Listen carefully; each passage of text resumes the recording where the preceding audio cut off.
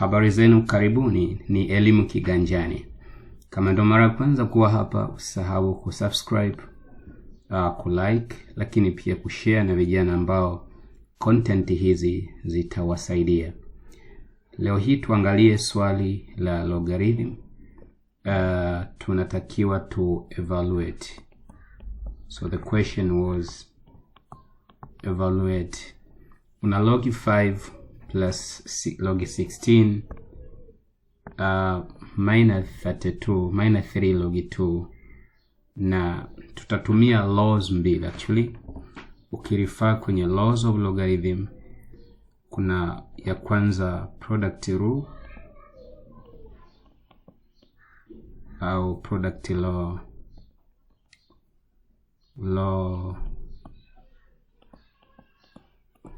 of product, na kwa kesi hii ni ukiwa una log x being multiplied by log x times y, hii ni sawa na kuchukua log x jumlisha log y. Kwa kuna muda mwingine utapewa expression hii ya upande huu, lakini kuna muda mwingine utapewa expression ya muda huu.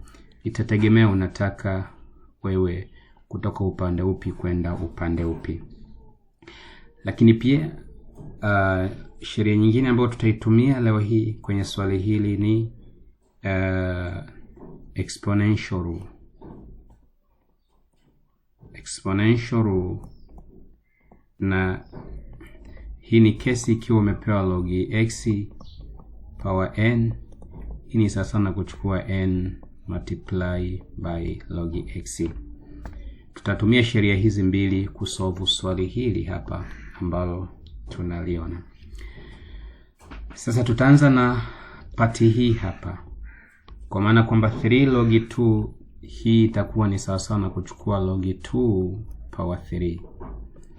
Kwa hiyo naweza nikasema kwamba hii ni log 5 times 16 minus log 2 power 3. Itakuwa ni log 5 times 16 inakuwa ni 80, kwa log ya 80 toa log ya 2 power 3 ambayo ni 8. Kwa stage hii sasa tutatumia quotient rule. Tutatumia quotient rule, na quotient rule inasema kwamba ukiwa umepewa log x over y, hii ni sawa na kuchukua log x minus log y. Kwa hiyo itategemea utaanza kuconsider upande upi kutegemeana na swali ambalo umepewa. Lakini kwa swali hili hapa, for evaluation, tutasema kwamba hii ni log ya 80 divided by 8, na eventually hiyo itakuwa ni log 10.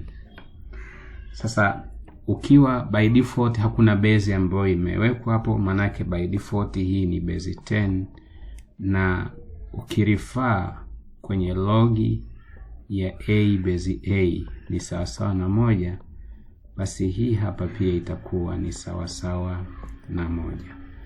Kwa hiyo evaluation ya swali kama hili, dear students, ni kwamba swali hili hapa linatufikisha kwenye hatua kwamba jibu lake ni 1. Asanteni sana, mpaka muda mwingine. Usisahau kusubscribe, share na wanafunzi ambao wanajiandaa kwa ajili ya mitihani yao, aidha kidato cha pili au kidato cha 4. Asanteni.